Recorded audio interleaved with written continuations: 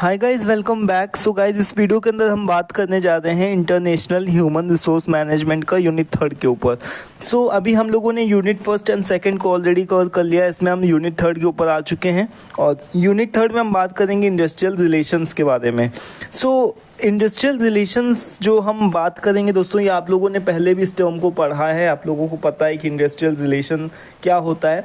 But यहाँ पर हम किस कॉन्टेक्स्ट में बात कर रहे हैं, यहाँ पर हम इंटरनेशनल एचआरएम यानी कि इंटरनेशनल ह्यूमन रिसोर्स मैनेजमेंट की बात करें तो इस कॉन्टेक्स्ट में हम इंडस्ट्रियल रिलेशनशिप की बात करेंगे। सो सबसे पहले हम देख लेते हैं कि क्या मतलब क्या होता है इंडस्ट्रियल रिलेशंस का मतलब क्या होता है। इंडस्ट्रियल रिलेशन का मतलब सिंपली ये होता है कि जो आपका एम्प्लॉयर है, जो आपका एम्प्लॉई है, ठीक है, और जो आपकी गवर्नमेंट है, उसके बीच में जो भी आपका रिलेशनशिप होता है या फिर जो भी आपकी यहाँ पर जो इन तीनों के बीच में जो भी आपसी संबंध होता है, इसको ही हम क्या बोलते हैं, इंडस्ट्रियल रिलेशंस बोलते हैं।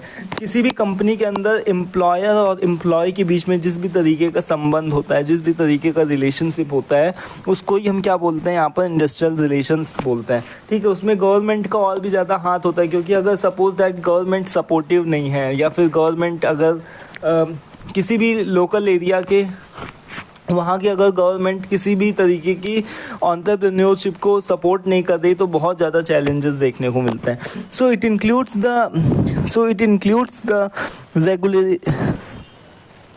regulations and practices regarding employment, working condition, wages, collective bargaining and dispute resolution। यानी कि यहाँ पर हम जब भी इंडस्ट्रियल रिलेशनशिप की बात करते हैं तो उसमें बहुत सारे कॉन्फ्लिक्ट्स आते हैं, जैसे किसी की सैलरी कमाना, जैसे किसी का अप्रेजल ना होना, या फिर किसी भी तरीके की कोई शिफ्ट रिलेटेड दिक्कत है ना, वर्किंग कंडीशन, एम्प्लॉयमेंट रिलेटेड कोई भी तरीके की दिक्कत, जो भी आपके ये सारी दिक्कतें होती हैं ना, इन सभी का सॉर्ट आउट जो भी किया जाता है, इन सभी को मतलब कि एक तरीके से चीज़ों को रख करके इनका सबका जो एक तरीके का सॉल्यूशन प्रॉपर दिया जाता है, वो इंडस्ट्रियल रिलेशनशिप के थ्रू ही दिया जाता है। कि जो ये डिपेंड करता है कि आपकी इंडस्ट्री के अंदर आपकी किस तरीके की रिलेशनशिप है। ठीक है, तो उसको हम बोलते हैं इंडस्ट्रियल रिलेशंस। तो आई होप कि इतना समझ में आया होगा। सो यहाँ पर अभी देखो कि क्या है international practices in industrial relation.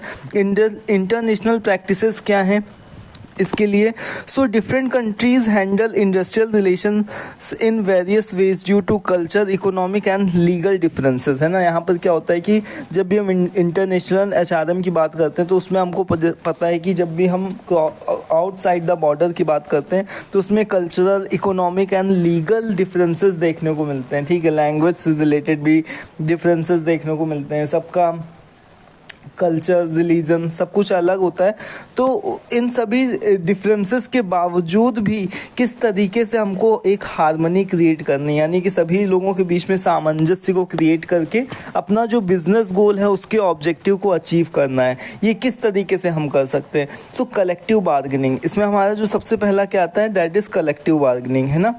ये जो लिखा है कि इंटरनेशनल प्रैक्टिसेस, हम कि कौन कौन सी प्रैक्टिसेस को अडॉप्ट करके इंडस्ट्रियल रिलेशनशिप को इंटरनेशनल एचआरएम के कॉन्टेक्स्ट में मतलब किस तरीके से हम उसको बता सकते हैं। तो यहाँ पर हमारा क्या है, कलेक्टिव बार्गेनिंग। सबसे पहला हमारा क्या आता है कि कलेक्टिव बार्गेनिंग के थ्रू हम इंडस्ट्रियल रिलेशनशिप को मेंटेन कर सकते हैं इंटरनेशनल एचआरएम के कॉन्टेक्स्ट में। सो इसमें क्या है, कलेक्टिव बार्गेनिंग का मतलब क्या होता है, एक तरीके का negotiation between employer and employee, ठीक है, about the working condition and wages. जैसे उसकी कोई की वर्किंग कंडीशन सही नहीं है, किसी को कम वेजेस मिल रहे हैं, तो इन सभी चीज़ों को लेकर के कलेक्टिव बार्गेनिंग ये एक मेथड हो सकता है। दूसरा क्या है कि लेबर लॉ के स्टैंडर्ड्स जो भी गवर्नमेंट ने फिक्स किए हुए हैं उसके अनुसार कंपनी को देना पड़ता है। ठीक है, देन थर्ड नंबर पे क्या आता है कि वर्क प्लेस डिस्प्यूट रेजोल्यूशन, यानी कि जो भी वर्क प्लेस के अंदर जितने भी तरीके के डिस्प्यूट्स होते हैं ना, लड़ाई झगड़े या कोई उस तरीके का, तो उसका किस तरीके से उसको किस तरीके से सॉर्ट आउट किया जाता है।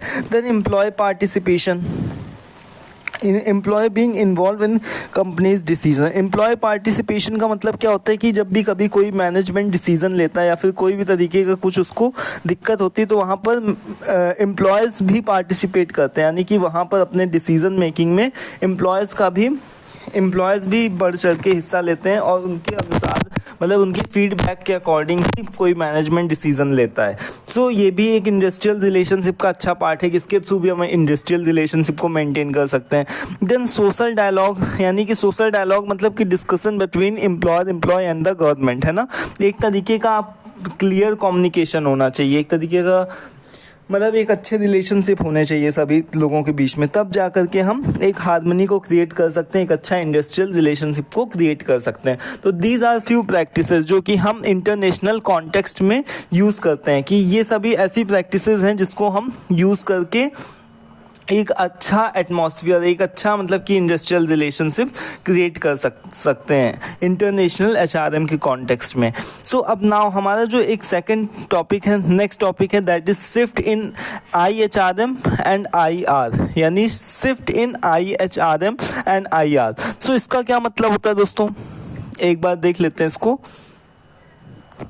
तो दोस्तों इसका सिंपली मतलब अगर हम बात करें तो पहले हमारी क्या प्रैक्टिसेस चलती थी, पहले हम एक तरीके से केवल HR की बात करते थे या फिर पर्सोनल मैनेजमेंट की बात करते थे ना। पर्सोनल मैनेजमेंट आप लोगों ने पढ़ा होगा, उसमें हम केवल एम्प्लॉयज़ को केवल सैलरीज देते थे और उसके बदले में उनसे काम लेते थे। No benefit, no leaves, no मतलब कि there are no certain rules and regulations for the benefits of the employees, है ना। कोई भी उसके लिए कोई हम बेनिफिट्स की बात नहीं करते थे, नो PF, नो ESI, कुछ भी नहीं होता था। बाद में HR की जब से प्रैक्टिसेस आई तो ये सारी प्रैक्टिसेस अडॉप्ट होने लगी। लेकिन जब हमने ग्लोबल लेवल पे अपना बिजनेस को, अपना मतलब कि जो भी हम काम कर रहे हैं उसको हमने स्टार्ट किया, काम करना, रन करना स्टार्ट किया, सो वहीं से हमारा जो HR है वो IHRM और IR की तरफ शिफ्ट होने लगा। तो इसमें हम किस चीज़ की बात करते हैं, चेंजेस और development in the way global HR practices, यानी IHRM की जो भी प्रैक्टिसेस हैं तो और उसको उसकी मतलब कि उस तरीके से HR की तरफ से, एक सिंपल HR की तरफ से हम IHRM की तरफ से, जब हम IHRM की तरफ मूव हुए तो यही सारी जो भी प्रैक्टिसेस होती हैं, कौन कौन सी प्रैक्टिसेस होती हैं, वही चीज़ हमको देखनी है। तो इसमें हमारा क्या आता है कि ग्लोबल वर्कफोर्स हमारा क्या है कि ये फर्स्ट प्रैक्टिस है। तो इसमें क्या है कि हमने सबसे पहले क्या करना स्टार्ट किया कि ओल्ड वे में क्या होता था कि hiring for only local employees, यानी कि अपने लोकल एम्प्लॉयज़ की हायरिंग करो। लेकिन जब हमने इंटरनेशनल HRM की स्टार्टिंग करी तो उसमें हमने एक नया वे क्या ढूंढा कि hiring employees from the different countries, यानी अलग अलग कंट्रीज़ से उनकी हायरिंग करना को स्टार्ट कर दिया। सो यहाँ पर ये जो चेंज है ये ग्लोबल वर्कफोर्स का एक मतलब कि एक सर्टेन प्रैक्टिसेस है जिसको हमने अडॉप्ट किया। सो इसका एग्जाम्पल यहाँ पर आप समझ ही गए हो।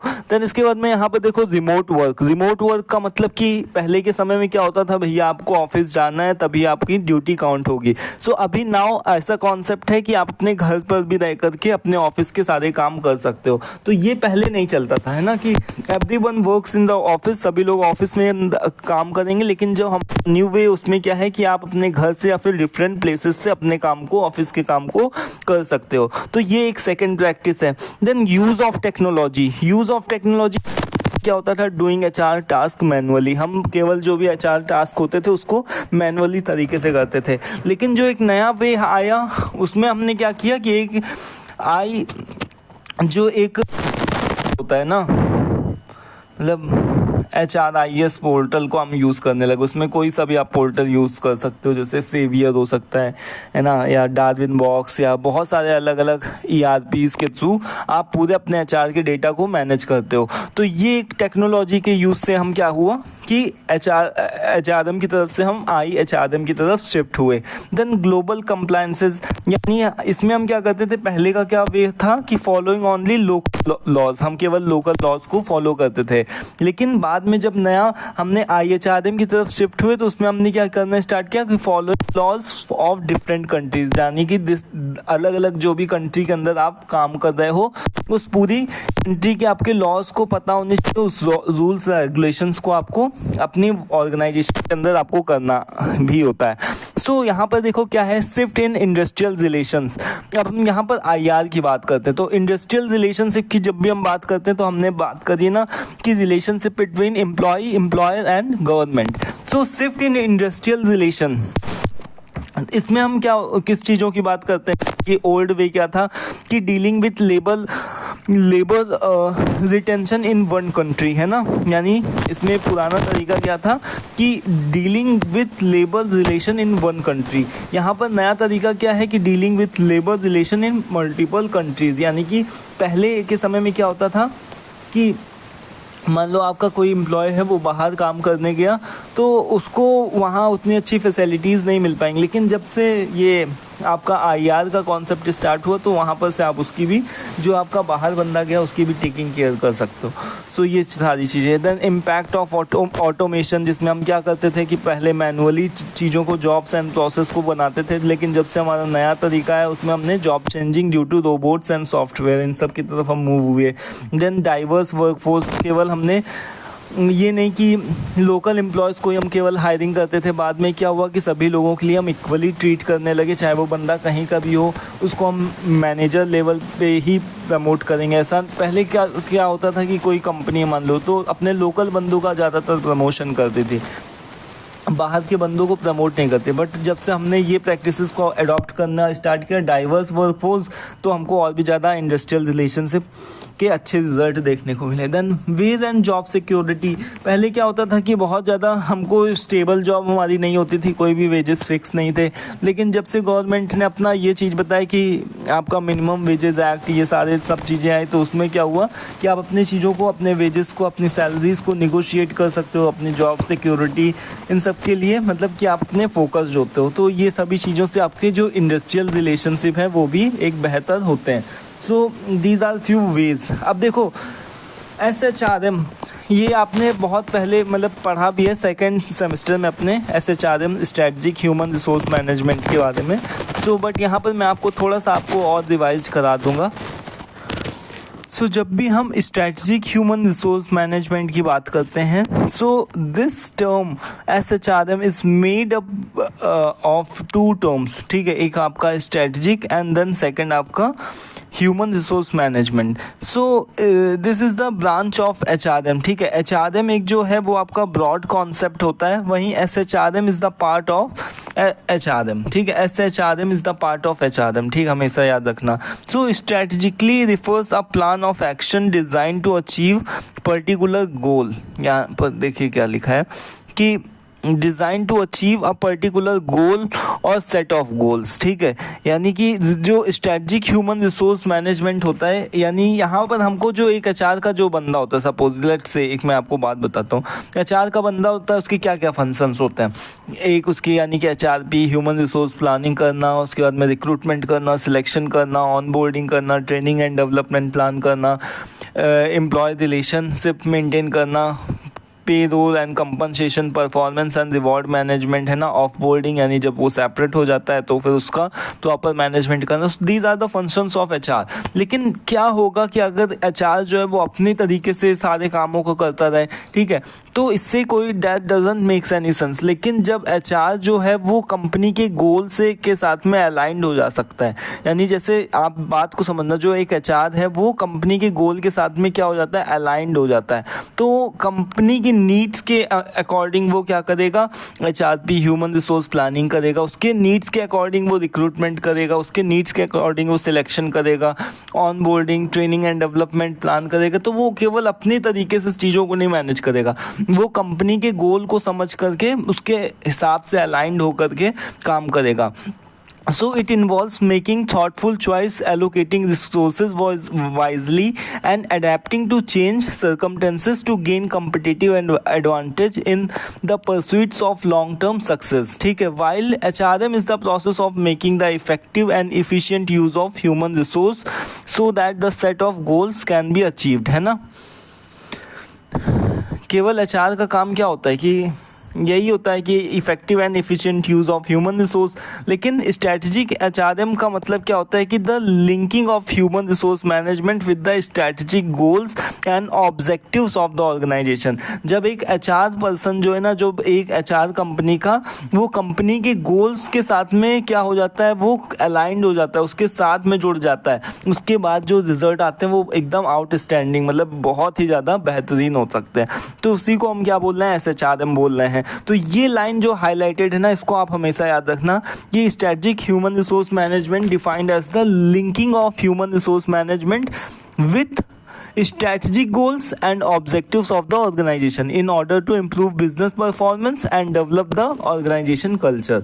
So यही है, the centre point of SHRM is to increase productivity not only in employees but in the business overall, है ना। यहाँ पर केवल जो HR का काम होता है वो ये नहीं कि केवल एम्प्लॉयज़ का ही ध्यान रखना, बट उसका काम ये भी होता है कि कंपनी की ग्रोथ को, कंपनी के main objective, vision and missions का भी ध्यान रखना। सो इसकी नीड क्या है, इसकी नीड क्या हो सकती है, जैसे इसमें बहुत सारी चीज़ें बताई गई कि लॉन्ग टर्म फोकस्ड, मोर इनोवेटिव, कॉस्ट कंट्रोल, ये सब तरीके किसकी यहाँ पर नीड्स बताए गए हैं। ठीक, तो इसको आप पढ़ लेना। बैरियर्स भी हो सकते हैं स्ट्रेटजी के HRM के, जैसे इसमें लेबर यूनियंस आ सकते हैं, रिजिडिटी हो सकती है, ठीक है, शॉर्ट टर्म की मेंटालिटी हो सकती है, लोगों की लैक ऑफ अप्रिसिएशन, ये सारे काम, मतलब ये सारे चैलेंजेस देखने को मिलते हैं। SHRM and conventional HRM। So traditional HR and strategic HR के बीच में क्या डिफरेंस है दोस्तों, ये कई बार क्वेश्चन आप लोगों से पुराने मतलब आपके सेमेस्टर्स में पूछा भी गया है। तो जो ट्रेडिशनल HR है उसमें क्या होता है कि बेसिक हायरिंग प्रोसेस होता है, पर्सनल मैनेजमेंट होता है एंड लेबर रिलेशनशिप की बात होती है। Their goal is to take care of employees and keep them happy, ठीक है, यही केवल काम होता है ट्रेडिशनल HR का। लेकिन जब स्ट्रेटजिक HR की हम बात करते हैं तो इसमें क्या है कि the linking of human resource management with strategic goals and objectives of the organisation in order to improve business performance and development of the organisation culture. यानी कि यहाँ पर जब हम स्ट्रेटजिक HR की बात करते हैं तो कंपनी की ओवरऑल ग्रोथ की बात होती है। वहीं ट्रेडिशनल HR की बात जब होती है तो उसमें केवल एम्प्लॉयज़ का ही टेकिंग केयर, उनका ही ध्यान रखने की बात होती है।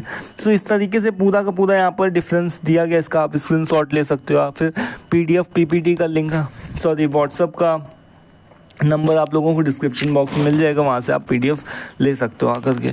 सो यहाँ पर देखो international strategic human resource management SHRM की पूरी डेफिनेशन ऑलरेडी मैंने क्लियर कर ही दी है। सो ये इसके कुछ एक की पॉइंट्स। अब देखो यहाँ पर हमारा जो नेक्स्ट टॉपिक आता है that is international labour standards, short form is ILS, international labour standards, ILS। So what does it mean, इसका मतलब क्या होता है दोस्तों, इसका मतलब क्या होता है। तो देखो international labour standards ILS are rules set by international labours organisation. ये एक तरीके की क्या है दोस्तों, संस्था है, ठीक है। International labour organisation is a kind of organisation to ensure fair treatment and decent working condition for everyone around the world. यानी कि ये एक ऐसी संस्था है जो कि किसी पर्टिकुलर कंट्री के लिए काम नहीं करती है। पूरे के पूरे जितने भी लोग, जितने भी पूरी दुनिया में जो जहाँ पर भी फैक्ट्रीज़ हैं, कंपनीज़ हैं, इस चीज़ को इंश्योर करती है कि वहाँ पर जितने भी लोग काम कर रहे हैं वो डिसेंट वे में एंड मतलब कि सही तरीके से काम करें, यानी फेयर ट्रीटमेंट उनके साथ में हो। ये नहीं कि कोई भी तरीके का उनके साथ में एक्सप्लॉइटेशन हो रहा है, किसी भी तरीके का शोषण हो रहा है और वो काम के बदले में यानी कि उसके लिए उनको पे करना पड़ रहा है। So they cover things like workers right, protection from child labour and discrimination and freedom to join unions and bargaining collectively. Countries agree to follow these standards, promote fairness and improve working conditions globally.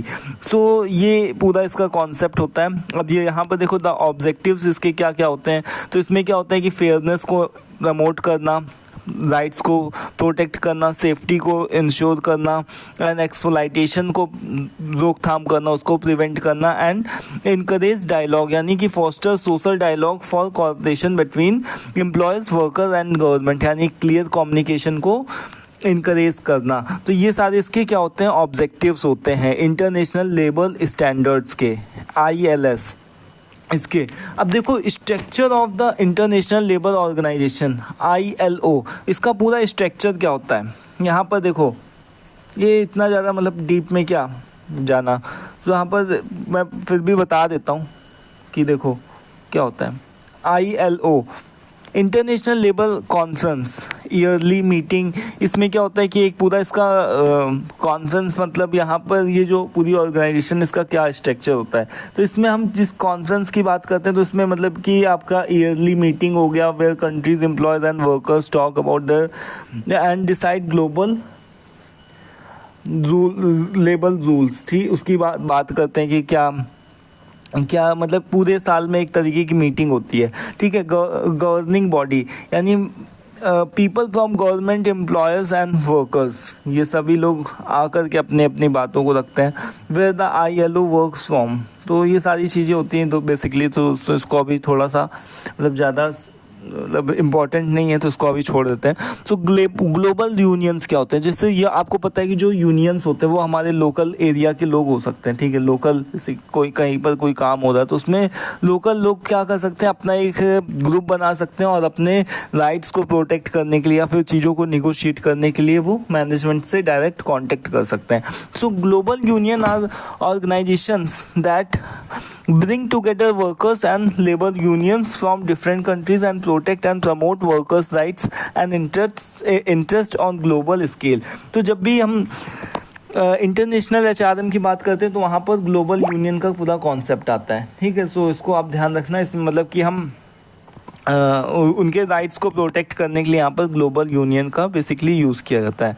अब देखो regional integration का मतलब क्या होता है कि when countries team up to make it easier to trade and work together, है ना। यानी कि जब भी कंट्रीज होती हैं वो अपने व्यापार को आसान बनाने के लिए साथ में मिल करके काम करती हैं, that is called regional integration, है ना। जैसे कि यहाँ पर देखो कि क्या लिखा हुआ है कि like when Europe countries formed the EU to trade and make rule together, NAFTA, USA, Mexico trade freely, मतलब कि फ्रीली। इसमें क्या होता है, बेसिकली क्या होता है कि जब when countries team up to make it easier to trade and work together, जैसे कि सपोज क्या होता है कि कोई कंट्री में क्या होता है कि कहीं पर से कोई व्यापार आ रहा है, कुछ जा रहा है, तो उस सभी चीज़ों को क्या करना पड़ता है, उसमें टैक्स को पे करना पड़ता है, ट्रिप्स को पे करना पड़ता है। तो अब कंट्रीज़ क्या करती हैं, आपस में मिलजुल करके साथ में जब काम करना ही है इनको, तो ये टैक्सेस को क्या कर देती हैं, कम कर देती हैं या फिर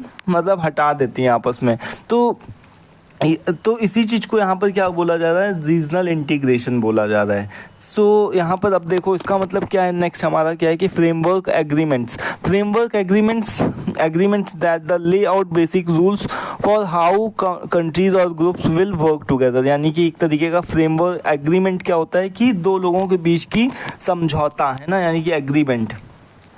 तो कोई भी तरीके की deal on things like trade, climate और working right, setting the stage for more detailed plan. तो ये सारी चीज़ें होती हैं। इसका पर्पस यहाँ पर पूरा लिखा हुआ है कि economic growth, political corporation, social and culture unity, standard setting, global competitiveness, conflict resolution. So these are the few purpose. So इसी के साथ में दोस्तों हमारा यूनिट 3 खत्म होता है। यूनिट 4 के ऊपर हम आ चुके हैं, जिसको हम लोग नेक्स्ट वीडियो में डिस्कस करेंगे।